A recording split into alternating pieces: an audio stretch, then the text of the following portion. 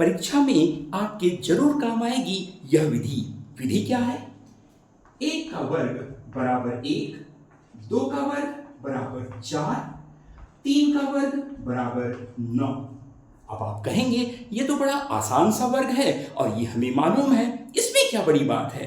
बस ये तो शुरुआत है। अब देखिए मैजिक क्या होता है। 4 को मैं लिखता हूं 1 धन 3, 9 को मैं लिखता हूं 1 धन 3 धन 5। अब मैं फिर आगे बढ़ाता हूं, 4 का वर्ग बराबर 16, यानी 1 धन 3 धन 5 धन 7। आप चेक करके देखिए आता है कि नहीं। 1 3 4 5 9 8 7 16 आ गया। 5 का वर्ग हम करेंगे तो आएगा 25। निश्चित तौर पर मैं लिखूंगा इसे 1 धन 3 धन 5 धन 7 धन 9। चेक करके देख लीजिए 1 3 4 5 9 7 16 और 9 25।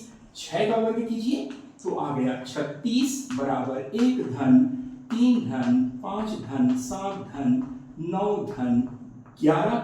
चेक करके देखिए 1 3 4 5 9 7 16 9 25 और 11 36। 7 का वर्ग ऐसे ही, 8 का वर्ग ऐसे ही, कहां तक? n का वर्ग, यानी कोई यहां सीमा नहीं। जितनी भी बड़ी संख्या हो, चाहे हम अनंत तक जाएं और उस बड़ी संख्या को ले लें, उसका जो पैटर्न होगा, उसका जो प्रारूप होगा, उसकी जो सुंदरता होगी, बिल्कुल ऐसे ही होगी।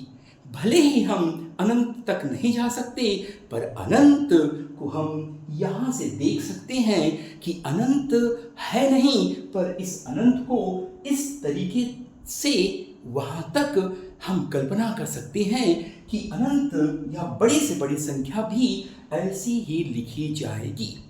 अब आप कहेंगे कि इसमें क्या खास बात है। वैसे यदि आप ध्यान से देखेंगे तो यह केवल नंबर्स का पैटर्न या उसकी सुंदरता नहीं, बल्कि यह आपके लॉजिक को भी डेवलप कर रहा है कि आप देख रहे हैं यहाँ पर संख्याएं भी, विषम संख्याएं भी, वर्ग भी, संख्याएं भी, योगफल भी और प्राकृतिक संख्याओं के समुच्चय का ब्यूटीफुल पैटर्न्स को भी। चलिए देखते हैं आखिर यह क्या है।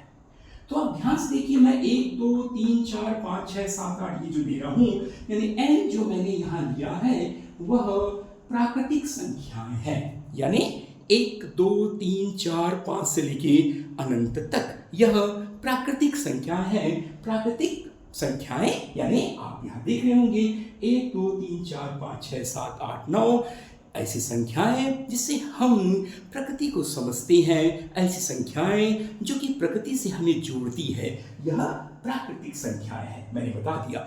लेकिन आप जब इनका योग लिखते हैं तो यह भी प्राकृतिक संख्याएं होगी, लेकिन यह पूर्ण वर्ग संख्या है, यानी ऐसी संख्या जिसका हम वर्गमूल निकालते हैं तो हमें प्राकृतिक संख्या मिलती है, और अगर हम इसका वर्ग कर देते हैं तो यह संख्या मिलती है। मतलब यह एक पूर्ण वर्ग संख्या है। अब हम देखते हैं कि 1 धन 3 का मतलब क्या है। ये भी प्राकृतिक, ये भी प्राकृतिक, ये भी प्राकृतिक, ये भी प्राकृतिक, ये भी प्राकृतिक। पर ध्यान दीजिए यहाँ पर 2 हमने छोड़ दिया, यहाँ पर 2 भी छूटा, 4 भी छूटा, यहाँ पर 2 छूटा, 4 छूटा, 6 छूटा, यानी हम केवल प्रथम विषम प्राकृतिक संख्याओं को ही ले रहे हैं। कहां पर? यहां पर हम प्रथम प्राकृतिक संख्याओं को ले रहे हैं, लेकिन जो उनका योग हम दिखा रहे हैं यह केवल प्रथम विषम प्राकृतिक संख्याओं का योग ही लिया जा रहा है। विषम संख्या यानी ऐसी संख्या जिसे हम 2 से भाग नहीं दे सकते। निश्चित तौर पर वह संख्या क्या होगी? विषम संख्या। यानी अगर ये संख्या 2 है तो प्रथम 2 प्राकृतिक विषम संख्याओं का योग, अगर 3 है तो प्रथम 3 प्राकृतिक विषम संख्याओं का योग, अगर 4 है तो प्रथम 4 प्राकृतिक विषम संख्याओं का योग, अगर 5 है तो प्रथम 5 प्राकृतिक विषम संख्याओं का योग है। और इसी प्रकार n है, n का वर्ग है, तो जितनी भी n लेंगे, अगर आप 100 लेंगे, 500 लेंगे, 1,00,000 लेंगे, तो इनका योग क्या होगा? इनका योग होगा प्रथम 100 प्राकृतिक विषम संख्याओं का योग, यानी 100 मैंने उदाहरण के तौर पे लिया। अब इस संख्या को जो भी लें उसके बराबर हमेशा प्रथम n प्राकृतिक संख्याओं का विषम प्राकृतिक संख्याओं का ही योग होगा। तो ये केवल एक सुंदरता नहीं है बल्कि एक लॉजिक को भी डेवलप कर रहा है कि कैसे हम संख्या को, वर्ग को, विषम और सम संख्याओं को सबको एक साथ देख रहे हैं, जिससे हमारी सोचने की शक्ति, हमारी तर्क की शक्ति और बलवान होती है और प्रगाढ़ होती है और परफेक्ट होती है। आशा है आपको ये समझ आया होगा। Thank you.